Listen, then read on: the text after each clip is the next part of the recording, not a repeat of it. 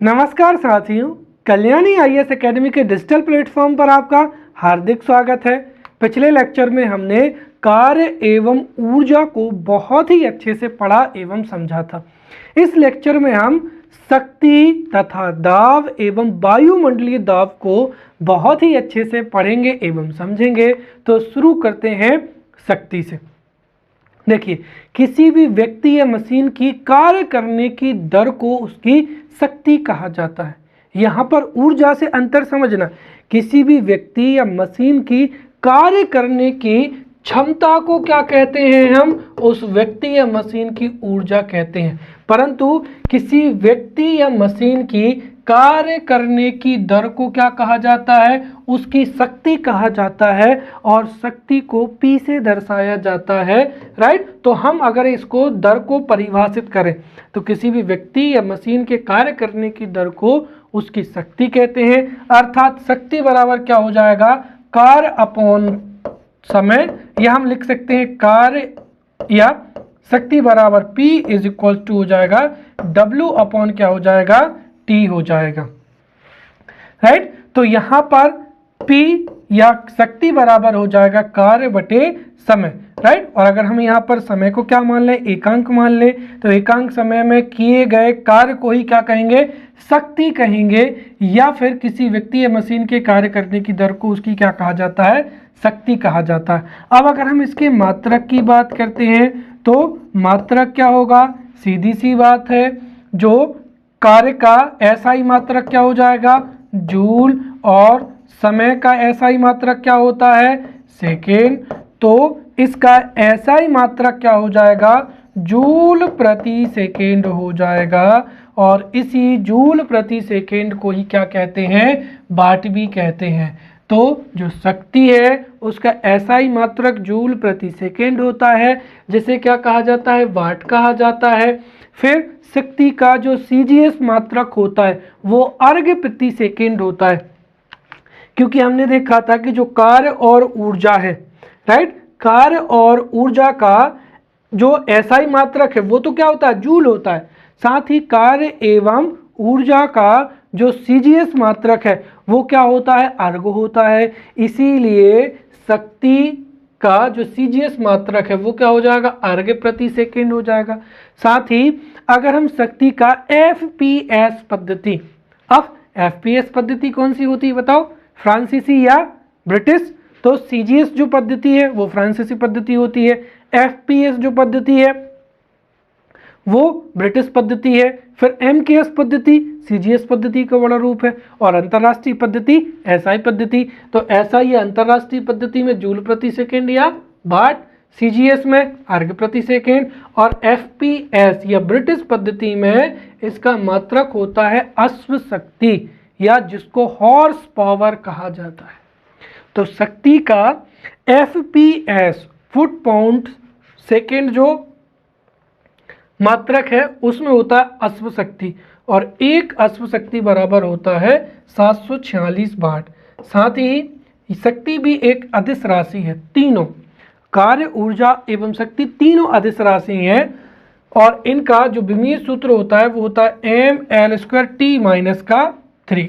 अब हम यहाँ पर दाब को पढ़ते हैं, और दाब से भी 5 नंबर का या 11 नंबर में प्रश्न पूछा जा सकता है, या 3 नंबर में दाब की परिभाषा, दाब का SI मात्रक क्या होता है, राइट, या दाब का फॉर्मूला पूछा जा सकता है। 5 नंबर में दाब तथा दाब के दैनिक जीवन के परीक्षण पूछे जा सकते हैं। 11 नंबर में पूछा जा सकता है कि दाब क्या होता है, साथ ही दाब के जो है वायु दाब क्या होता है परिभाषित करते हुए वायुमंडलीय दाब की व्याख्या कीजिए, या द्रव्यमय दाब की व्याख्या कीजिए। तो हम यहाँ पर दाब को बहुत अच्छे से पढ़ने वाले हैं। तो शुरू करते हैं दाब की परिभाषा से। दाब का मतलब क्या होता है कि देखिए, किसी भी एकांक क्षेत्रफल वाली वस्तु के क्षेत्रफल पर जो लंबवत बल कार्य करता है उसी को क्या कहते हैं, दाब कहते हैं। या फिर एकांक क्षेत्रफल पर आरोपित प्रणोद को ही क्या कहा जाता है, दाब कहा जाता है। तो यहाँ पर प्रणोद भी जो है 3 नंबर में पूछा जा सकता है। तो सबसे पहले हम यहाँ पर प्रणोद को समझते हैं।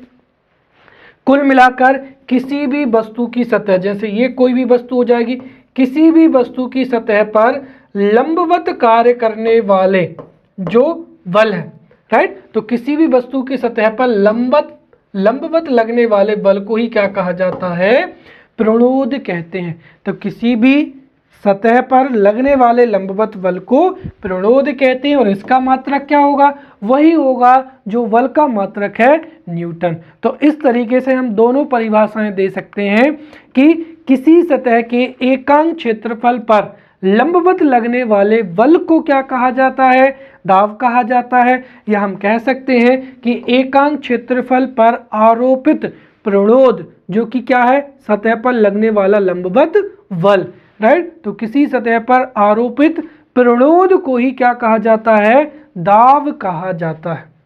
दाब को हम फॉर्मूले के रूप में दर्शा सकते हैं। दाब बराबर होता है पृष्ठ पर आरोपित लंबवत बल और वटे में क्या हो जाएगा, पृष्ठ का क्षेत्रफल। तो P बराबर हो जाएगा यहाँ पर F, राइट। किसी भी सतह पर आरोपित लंबवत बल या क्या हो जाएगा, प्रणोद, अपॉन में क्या हो जाएगा यहाँ पर पृष्ठ का क्षेत्रफल A, और यही क्या होता है, दाब होता है।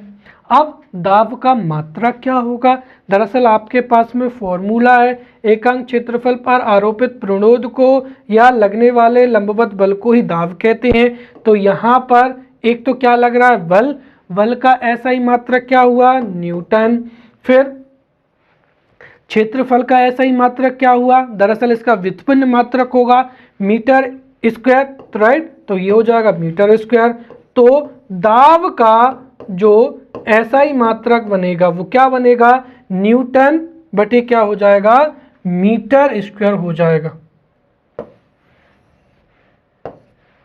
राइट। न्यूटन बटे क्या हो जाएगा, मीटर स्क्वायर हो जाएगा, और इसे ही क्या कहा जाता है, पास्कल भी कहा जाता है। तो उपर्युक्त परिभाषा से हम ये कह सकते हैं कि एक नियत बल के लिए क्षेत्रफल जितना कम होगा, दाब उतना ही क्या होगा, अधिक होगा। कहने का मतलब ये हुआ यहाँ पर कि अगर आप देखिए, अगर यहाँ पर बल क्या है, नियत है, किसी भी वस्तु पर लगने वाला बल क्या है, नियत है, तो जो दाब है वो वस्तु के जो क्षेत्रफल है उसके क्या होता है, व्युत्क्रमानुपाती होता है। अर्थात यदि किसी वस्तु का क्षेत्रफल कम होगा तो दाब क्या होगा, अधिक होगा, और यदि क्षेत्रफल क्या है, कम है, तो दाब अधिक होगा, और क्षेत्रफल यदि क्या है, अधिक है, तो वहां पर दाब क्या होगा, कम होगा। यही मैंने यहाँ पर बताया था कि एक नियत बल के लिए या बल को कांस्टेंट मान ले तो क्षेत्रफल जितना कम होगा दाब उतना ही होगा, या हम ये कह सकते हैं कि क्षेत्रफल जितना ज़्यादा होगा दाब उतना ही कम होगा। अब दाब के जो मात्रक है इसको समझना बहुत जरूरी है, ये कई बार कंफ्यूजन करता है, राइट। तो एक मात्रक तो हम यहाँ पर समझ चुके हैं, राइट। यहाँ पर बल का मात्रक न्यूटन, क्षेत्रफल का मात्रक मीटर स्क्वायर, तो ये क्या हो जाएगा, न्यूटन बटे मीटर स्क्वायर, इसका ऐसा ही मात्रक होता है, और इसी न्यूटन बटे मीटर स्क्वायर को ही क्या कहा जाता है, पास्कल कहते हैं। तो ये दाब का एक जो है मात्रक हो जाएगा न्यूटन बटे मीटर स्क्वायर, या जिसको क्या कहा जाता है, पास्कल। फिर दाब को पारा सेंटीमीटर से भी मापा जाता है। दरअसल दाब को पारा सेंटीमीटर से भी मापा जाता है, और पारा सेंटीमीटर या पारे का सेंटीमीटर भी दाब का एक मात्रक होता है। एक पारा सेंटीमीटर का मतलब क्या होता है, एक पारा सेंटीमीटर वह दाब होता है जो किसी तल पर पारे के 1 सेंटीमीटर ऊंचे स्तंभ द्वारा आरोपित किया जाता है।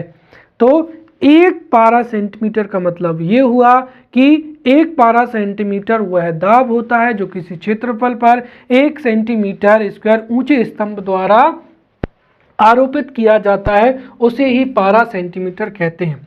1 सेंटीमीटर पारा जो है वो कितने न्यूटन मीटर स्क्वायर के बराबर होता है, तो 1.33 इंटू 10⁻³ न्यूटन मीटर प्रति स्क्वायर के होता है। तो 1 सेंटीमीटर पारा बराबर हो जाएगा 1.33 इंटू 10⁻³ न्यूटन प्रति मीटर स्क्वायर।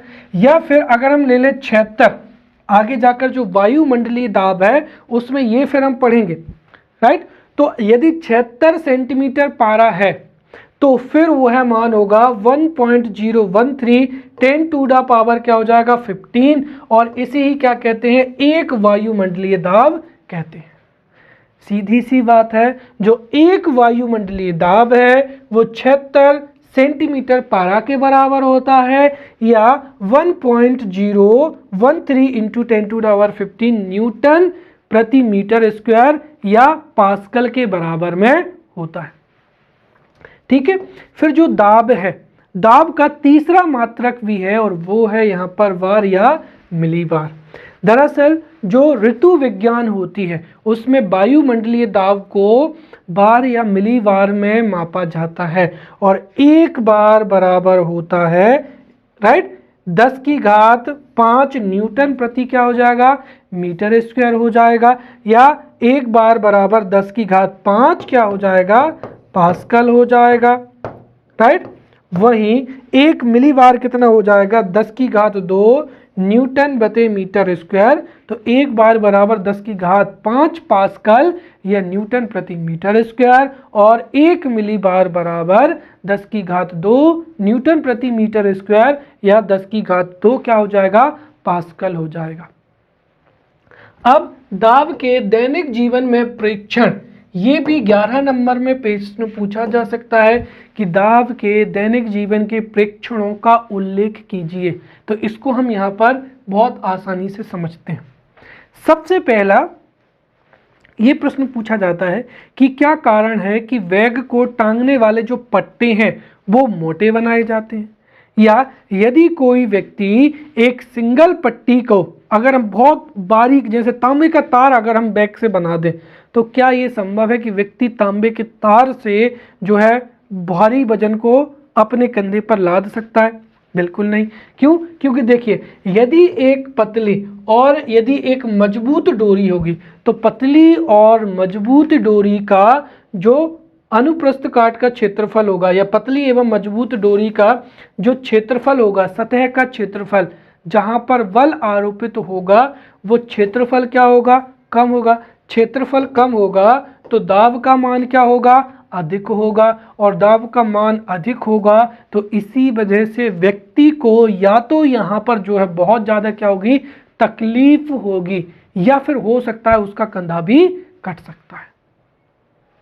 इसी वजह से जो स्कूल बैग होते हैं वो मोटे पट्टे के बनाए जाते हैं, राइट, ताकि जो जहां पर बल आरोपित होगा, राइट, कंधे पर, वहां पर मोटे एवं जो मुलायम होते हैं, ये मुलायम पट्टेदार जो हैं टांगने के लिए बनाए जाते हैं, ताकि एक तो मोटा होगा तो सीधी सी बात है आरोपित दाब कम होगा और इससे तकलीफ कम होगी। यही कारण होता है कि एक पतली या मजबूत डोरी से बने पट्टी की सहायता से जब स्कूल बैग को उठाया जाता है, टांगा जाता है, तो वो ज़्यादा तकलीफ देता है। वहीं अगर हम चौड़े पट्टे वाले या गद्दादार जो है गद्दादार पट्टे वाले बैगों को उठाते हैं, राइट, तो उनसे क्षेत्रफल बढ़ जाएगा, दाब कम लगेगा, इसलिए उनको उठाना या उनको टांगना क्या होता है आसान होता है, राइट। दूसरी, हमेशा जो कील है या इंजेक्शन है उसकी जो निब है वो पतली बनाई जाती है। क्यों? क्योंकि अगर आप मोटी कील को जो है अगर आप मोटी कील को क्या करेंगे, किसी भी दीवार में अगर आप उसको अंदर डालना चाहते हैं तो दरअसल यहाँ पर कील का जो पृष्ठ का क्षेत्रफल है, पृष्ठ का क्षेत्रफल क्या होगा ज़्यादा होगा, तो दाब क्या होगा कम होगा, और दाब कम होगा तो कील दीवार में प्रवेश नहीं कर पाएगी। इसी वजह से कील या इंजेक्शन जो है वो बारीक या नुकीले बनाए जाते हैं ताकि पृष्ठ का क्षेत्रफल कम हो, दाब ज़्यादा हो। इसीलिए कील और इंजेक्शन, जो इंजेक्शन है वो बॉडी में और कील दीवार में आसानी से प्रवेश कर जाए। फिर तीसरा, अगर कोई गुब्बारा है, गुब्बारे को अगर हम नाखून से फोड़ते हैं तो वो बहुत टाइम लेता है। क्यों? क्योंकि हमारे नाखून का जो क्षेत्रफल है, पृष्ठ का क्षेत्रफल है वो ज़्यादा होता है, इसलिए गुब्बारा फूटता नहीं है। वहीं अगर हम किसी भी गुब्बारे को सुई से फोड़ते हैं तो सुई का दरअसल क्या होगा, क्षेत्रफल बहुत कम होगा, इसलिए गुब्बारा आसानी से जो है वो फूट जाएगा। या फिर कई बार ये प्रश्न पूछा जाता है कि भाई चाकू को अगर हम उल्टा कर दें, उल्टा कहने का मतलब ये हुआ कि एक जिस ओर से हम सब्जी काटते हैं वो तो बहुत धारदार होगा, एक उल्टा जहाँ से, जिसको हम बोटला कहते हैं, या फिर उसकी जो सतह होती है वो बहुत मोटी होती है, राइट। तो उल्टा चाकू या जिस ओर क्या होगा, धार नहीं होगी, तो उल्टे चाकू या बगैर धार की तरफ से जब हम सब्जी काटते हैं तो उस तरफ क्या होगा कि पृष्ठ का क्षेत्रफल ज़्यादा होगा तो दाब कम लगेगा, इसीलिए सब्जियां आसानी से नहीं कटेंगी। और यदि हम सीधे चाकू से काटते हैं तो सीधे चाकू का जो पृष्ठ का क्षेत्रफल है वो कम होगा, दाब ज़्यादा लगेगा, इसीलिए सब्जी आसानी से कट जाएगी। यही कारण है कि अगर हमको काटना है, राइट, जैसे लकड़ी है या किसी जानवर का शरीर है, राइट, या कोई वस्तु है, तो लकड़ी को काटने के लिए या किसी वस्तु को काटने के लिए जो जितने भी हथियार हैं, जैसे कुल्हाड़ी है, तलवार है, हांसिया है, या फिर भाला है, चाकू है, वो बहुत ही नुकीला बनाया जाता है। और जितना ज़्यादा नुकीला बनाया जाता है, पेड़ को, वनस्पति को, घास फूस को काटना उतना ही आसान होता है, क्योंकि धार अगर तेज होगी तो पृष्ठ का क्षेत्रफल कम होगा, उससे दाब ज़्यादा लगेगा, और दाब ज़्यादा लगेगा तो क्या हो जाएगा, जो भी फसल है, लकड़ी है, वो आसानी से कट जाएगी, राइट। इसीलिए हमेशा आप देखेंगे कि जो धारदार कुल्हाड़ी होती है उससे पेड़ जल्दी जल्दी कटता है, और यहीं अगर कुल्हाड़ी की धार तेज ना हो, तीखी ना हो, तो पेड़ कटने में टाइम लगता है, राइट। तो ये था, हमने यहाँ पर दाब और दाब के दैनिक जीवन में प्रेक्षण को पढ़ लिया है। अब हम समझते हैं यहाँ पर वायुमंडलीय दाब। तो वायुमंडलीय दाब भी बहुत सरल है भाई। वायुमंडलीय दाब क्या है कि वायुमंडल के द्वारा, राइट, वायुमंडल के द्वारा पृथ्वी की सतह पर आरोपित दाब को ही क्या कहा जाता है, वायुमंडलीय दाब कहा जाता है। तो वायुमंडल के द्वारा पृथ्वी की सतह पर जो दाब आरोपित किया जाता है उसे ही वायुमंडलीय दाब कहते हैं। या फिर हम परिभाषिक तौर पर प्रस्तुत कर सकते हैं कि किसी भी बिंदु पर वायुमंडलीय दाब, किसी भी बिंदु पर वायुमंडलीय दाब उस बिंदु के एकांक अनुप्रस्थ काट वाले क्षेत्रफल पर उस बिंदु से लेकर आसमान का जो अंतिम सिरा है, राइट, वहां तक के जो वायु का स्तंभ का जो कुल भार होता है उसे ही क्या कहते हैं, वायुमंडलीय दाब कहते हैं। समझ में आया? एक बार और समझिए। तो किसी भी बिंदु पर वायुमंडलीय दाब उस बिंदु पर, राइट, एकांक अनुप्रस्थ काट वाले क्षेत्रफल, राइट, एकांक अनुप्रस्थ काट वाले क्षेत्रफल के ऊपर वायुमंडल का जो वायु की जो अंतिम परत है वो अगर उस कॉलम के द्वारा उस बिंदु पर जितना दबाव डाला जा रहा है वायु के द्वारा, वही क्या कहलाता है, वायुमंडलीय दाब कहलाता है। और समुद्र तल पर जो वायु दाब होता है वो होता है 1.013 इंटू 10⁻15, जिसको ही क्या कहते हैं, हम पास्कल कहते हैं। या फिर 1.013 इंटू 10⁻5 जो पास्कल है उसको ही क्या कहा जाता है, एक वायुमंडलीय दाब कहा जाता है, जो मैंने अभी आपको बताया था। तो एक वायुमंडलीय दाब जो है, एक वायुमंडलीय दाब या समुद्र स्तर पर 1.013 इंटू 10⁻15 पास्कल है, उसको ही एक वायुमंडलीय दाब कहते हैं। या फिर पारे में अगर हम देखें तो एक वायुमंडलीय दाब 1 वर्ग सेंटीमीटर अनुप्रस्थ काष्ठ वाले, राइट, 76 सेंटीमीटर लंबे पारे के कॉलम के भार के बराबर में होता है। तो एक वायुमंडलीय दाब वायुमंडल के द्वारा पृथ्वी की सतह पर आरोपित वह बल होता है जो 1 वर्ग सेंटीमीटर अनुप्रस्थ काष्ठ वाले पारे के 76 सेंटीमीटर लंबे कॉलम के भार के बराबर होता है, राइट। अब जो वायुमंडलीय दाब है, वायुमंडलीय दाब को किससे मापा जाता है, बैरोमीटर से मापा जाता है, जिससे मौसम संबंधी कई अनुमान एवं मौसम संबंधी भविष्यवाणियां बहुत ही संभव है। तो हम यहाँ पर अब वायु दाब मापी या बैरोमीटर को समझते हैं। ध्यान रखें, वायुमंडलीय दाब हमारे सिलेबस में है, इसलिए इसको समझना बहुत जरूरी है। राइट, तो अब हम समझते हैं वायु दाब मापी या बैरोमीटर। तो जैसा कि मैंने बताया कि वायुमंडल के द्वारा पृथ्वी की सतह पर आरोपित जो दाब होता है उसे हम वायुमंडलीय दाब कहते हैं, और वायुमंडलीय दाब को वायु दाब मापी या फिर बैरोमीटर में मापा जाता है। तो बैरोमीटर से वायुमंडलीय दाब को मापा जाता है, और जो बैरोमीटर होता है इसमें सामान्यतः पारे का उपयोग किया जाता है। तो किसका प्रयोग करते हैं? पारा का।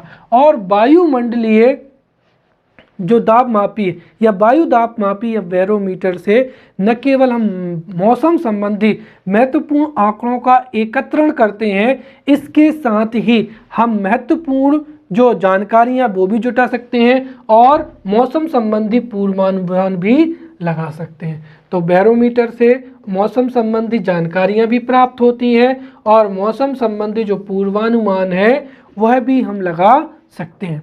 अब बैरोमीटर में जो पाठ्यांक होता है, राइट, बैरोमीटर में यहाँ पर जब पाठ्यांक गिरता है या चढ़ता है तो उससे संबंधित परीक्षा में कई प्रश्न पूछे जाते हैं। जैसे मान लिया ये हमारा क्या हो जाएगा? बैरोमीटर है।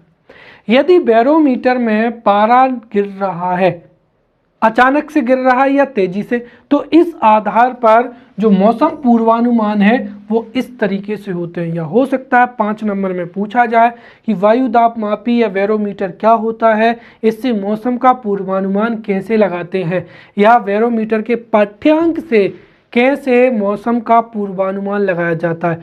तो वायु दाब मापी या बैरोमीटर जो है वायुमंडलीय दाब को मापा जाता है, इसमें पारे का उपयोग करते हैं। और यदि वायु दाब मापी का पाठ्यांक अचानक से नीचे गिर जाता है तो इसका मतलब ये हुआ कि उस क्षेत्र में लो प्रेशर बेल्ट जो है बन चुका है। और आपको पता है कि वायु जो पवनें होती हैं, पवनें उच्च वायु दाब से निम्न वायु दाब की ओर या हाई प्रेशर बेल्ट से लो प्रेशर बेल्ट की ओर बनती हैं। तो जैसे ही पाठ्यांक एकदम से नीचे गिरेगा अर्थात वहाँ पर लो प्रेशर बेल्ट बन चुका है, जिसको भरने के लिए बहुत तेजी से पवनें आएंगी, अर्थात वहाँ पर आंधी आने की क्या होती है? संभावना होती है। तो पहली चीज, जब भी बैरोमीटर का पाठ्यांक अचानक से नीचे गिरता है अर्थात उस क्षेत्र में निम्न वायु दाब का क्षेत्र बन चुका है और उस निम्न वायु दाब के क्षेत्र को भरने के लिए पवनें बहुत तेजी से आएंगी, अर्थात उस क्षेत्र में आंधी आने की संभावना होती है। राइट, फिर यदि बैरोमीटर का पाठ्यांक धीरे धीरे क्या है? नीचे गिरता है। तो धीरे धीरे जब भी नीचे गिरता है या लो प्रेशर क्रिएट होता है तो सीधी सी बात है उसको भरने के जब धीरे धीरे जो लो प्रेशर बेल्ट बनेगा या लो प्रेशर या निम्न वायु दाब बनेगा तो उसको भरने के लिए पवनें आएंगी, और जब वो अपनी सामान्य गति से आएंगी तो आस पड़ोस की या वो जिस भी वाटर बॉडी के ऊपर से, महासागर से, नदी से ऊपर आएंगी तो वो जलवाष्प भी लेकर आएंगी, और इस वजह से उस क्षेत्र में वर्षा होने की क्या होती है? संभावना होती है। तो जब बैरोमीटर का पाठ्यांक एकदम से नीचे गिरेगा तो उस क्षेत्र में आंधी आने की संभावना होगी, और जब बैरोमीटर का पाठ्यांक धीरे धीरे नीचे गिरेगा तो वहां पर वर्षा होने की क्या होगी? संभावना होगी। राइट, और अगर बैरोमीटर का पाठ्यांक धीरे धीरे ऊपर उठता है इसका मतलब उस क्षेत्र में वायु दाब का निर्माण हो रहा है, और वायु दाब का निर्माण होगा तो पवनें उच्च वायु दाब से निम्न वायु दाब की ओर जाएंगी, इसीलिए जो है आंधी तूफान जैसी घटना उधर देखने को नहीं मिलेंगी और उस क्षेत्र में जो है दिन साफ रहेंगे। तो ये 3 चीजें याद रखनी है। बैरोमीटर का पाठ्यांक एकदम से नीचे आए आंधी तूफान का कारण होगा, राइट, या आंधी तूफान आने की संभावना होगी। धीरे धीरे कम आएगा तो वर्षा होने की संभावना होगी, और धीरे धीरे अगर ऊपर जाता है तो दिन साफ रहने की वहां पर संभावना होती है। राइट, अब हम समझते हैं यहाँ पर वायुमंडलीय दाब का प्रभाव या महत्व। और ये भी 5 नंबर में पूछा जाता है कि वायुमंडलीय दाब का महत्व क्या है या वायुमंडलीय दाब के प्रभाव को समझाइए। तो 5 नंबर में ये प्रश्न पूछा जा सकता है, जिसको हम बिंदुवार समझेंगे।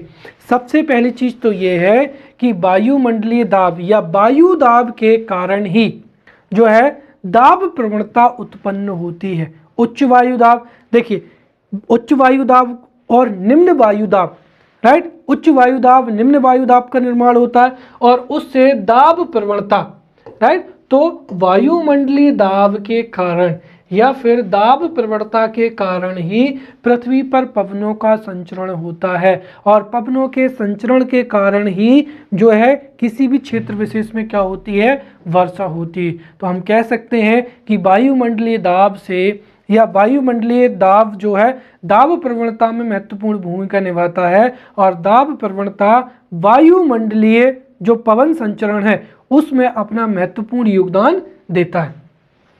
साथ ही जो पवनें हैं वो उच्च वायु दाब वाले क्षेत्रों से निम्न वायु दाब वाले क्षेत्रों की ओर चलती हैं।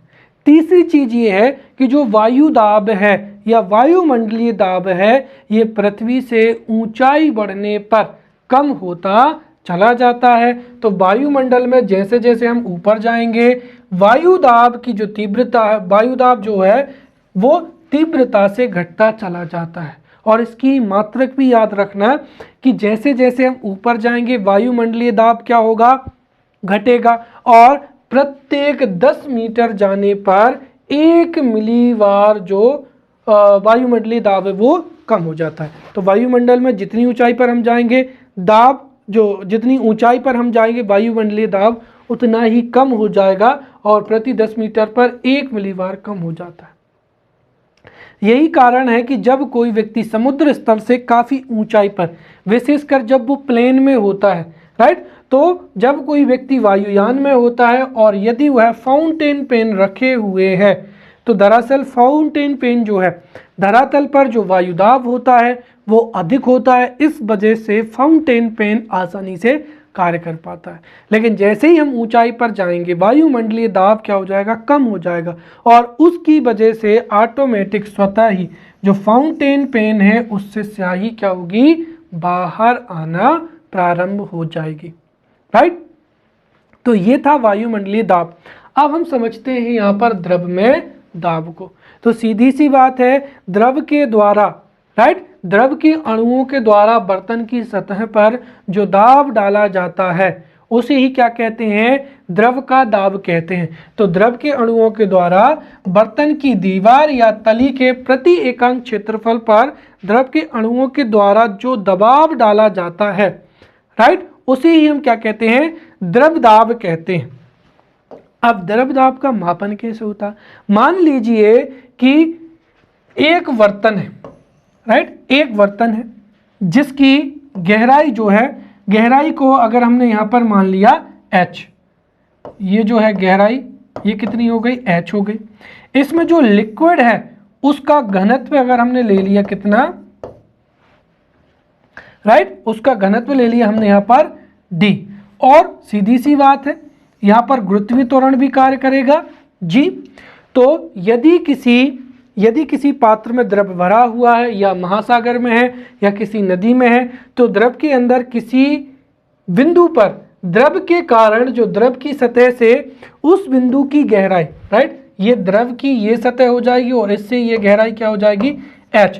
तो द्रव की सतह से, राइट, द्रव की सतह से उस बिंदु तक की गहराई h और यदि घनत्व d है तो गुरुत्वीय त्वरण g होने पर दाब बराबर होता है, कितना होगा, दाब h इंटू डी इंटू क्या हो जाएगा, g। इसका सीधा सा मतलब ये हुआ कि महासागरों में आप जितना नीचे जाएंगे प्रेशर उतना ही क्या है, बढ़ता चला जाता है। इसीलिए जो सबमरीन होती हैं वो काफ़ी मजबूत एवं उनकी संरचना इस तरीके से होती है कि वो द्रव का अधिक से अधिक प्रेशर को झेल सके। तो जितनी आप गहराई में जाएंगे द्रव का दाब उतना ही बढ़ेगा। साथ ही यहाँ पर किसी भी जो वाटर है उसके घनत्व पर भी प्रभाव पड़ेगा, राइट। यदि घनत्व ज़्यादा होगा तो द्रव्यमय दाब भी क्या होगा, अधिक होगा। अब द्रव्यमय दाब के 4 प्रमुख नियम हैं। हो सकता है द्रव्यमय दाब के ये 4 नियम आपसे पूछ लिए जाएं।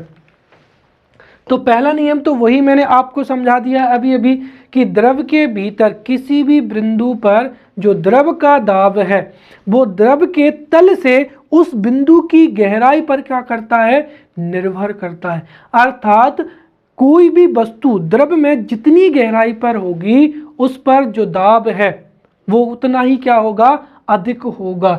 तो द्रव के भीतर किसी बिंदु पर द्रव का दाब द्रव में स्वतंत्र तल से, ये दरअसल स्वतंत्र तल है, स्वतंत्र तल से बिंदु की गहराई पर क्या करता है, निर्भर करता है। जैसे जैसे गहराई बढ़ती है वैसे वैसे द्रव का दाब भी बढ़ता है, राइट। और इसका एक बहुत अच्छा उदाहरण है टंकी वाला या बीकर वाला। जैसे मान लिया कि ये एक बीकर हो जाएगा,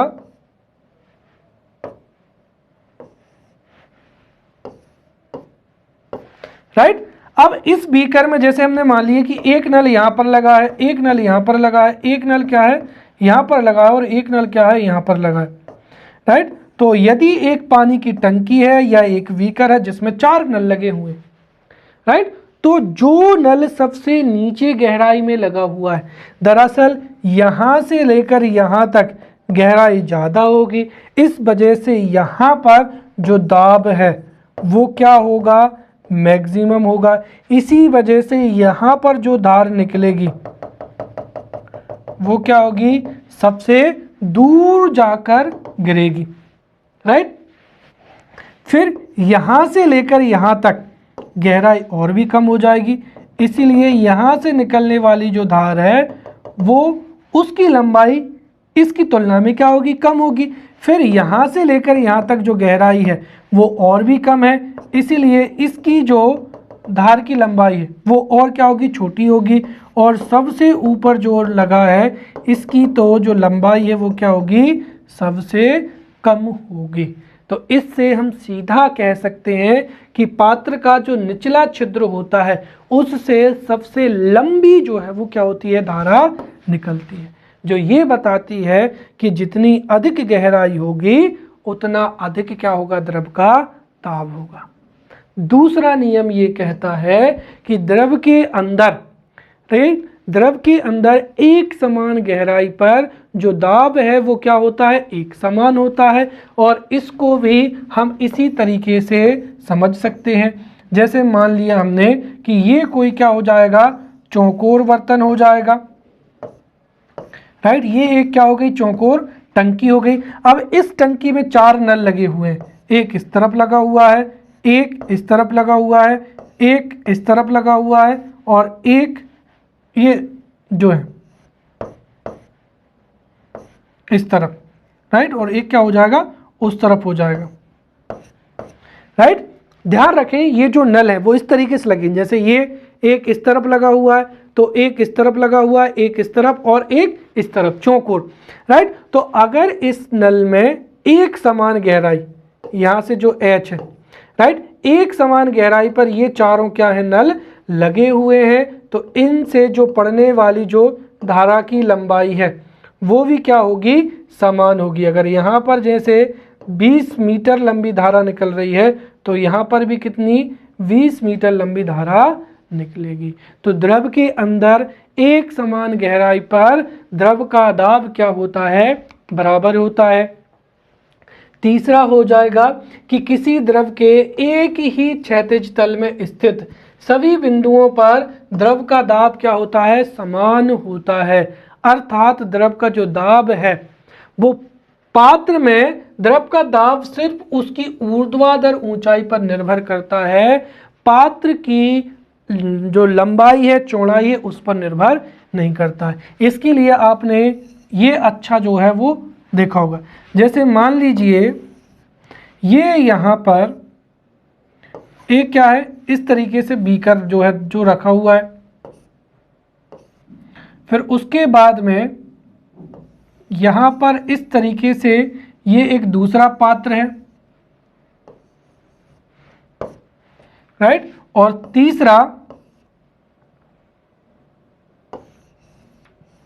कुछ इस तरीके का पात्र है, राइट। अब अगर हम इन सभी पात्रों में जल क्या कर दें, भर देंगे, तो जल भर देंगे तो उसकी जो ऊंचाई है वो हमेशा क्या होगी, एक सी होगी। कहने का मतलब ऐसा नहीं होगा कि इसमें, हाँ, ऐसा नहीं होगा कि इसमें पानी की जो ऊंचाई है वो यहाँ तक है, इसमें पानी की ऊंचाई जो है वो यहाँ तक है, और इसमें पानी की ऊंचाई जो है यहाँ तक है। ये ऐसा कभी नहीं होगा। किसी भी द्रव के एक ही क्षैतिज तल में जितनी भी सभी बिंदु हैं, राइट, क्षैतिज तल मतलब ऐसा, राइट, तो एक द्रव के क्षैतिज तल में सभी बिंदुओं पर जो दाब है वो क्या होता है, समान होता है, और ये ऊर्ध्वाधर ऊंचाई पर निर्भर करता है। इसका किसी भी बर्तन के आकार या नली के आकार से नहीं होता है। यही कारण है कि भले ही यहाँ पर बीकर हो, यहाँ पर एक बहुत बड़ा बर्तन हो, यहाँ पर चौकोर बर्तन हो, सब में जो पानी का तल रहेगा वो क्या रहेगा, एक समान रहेगा, इसमें कोई परिवर्तन नहीं रहेगा। तो इसमें यहाँ तक, इसमें यहाँ तक, इसमें यहाँ तक, अर्थात ये जो रेखा है, ये जो तल है वो चारों में क्या रहेगा, समान रहेगा। फिर चौथा ये हो जाएगा कि समान गहराई पर जो द्रव का दाब है वो दाब के किस पर निर्भर करता है, घनत्व पर निर्भर करता है। सीधी सी बात है, ये जो फॉर्मूला है ना, H इंटू डी इंटू क्या, जी, इन तीनों पर निर्भर कर रहा है। भाई सीधी सी बात है, अगर ऊंचाई समान है, गुरुत्वाकर्षण भी समान है, तो सीधी सी बात है जिस द्रव का घनत्व ज़्यादा होगा उसका दाब भी क्या होगा, अधिक होगा, और जिस द्रव का घनत्व क्या होगा, कम होगा, उसका दाब भी क्या होगा, घनत्व होगा। यही कारण है कि यदि समान बर्तन है और उसमें समान मात्रा में अलग अलग घनत्व के जो है द्रव भरे जाएं, तो ऐसा बर्तन जिसमें अधिक घनत्व वाला द्रव है उसकी पेंदी पर द्रव का दाब भी क्या होगा, अधिक होगा। तो ये हमने यहाँ पर शक्ति, उसके बाद में दाब, फिर वायुमंडलीय दाब, द्रव में दाब, ये को इन सबको बहुत ही अच्छे से पढ़ लिया है। अगले लेक्चर में मिलते हैं, तब तक के लिए धन्यवाद।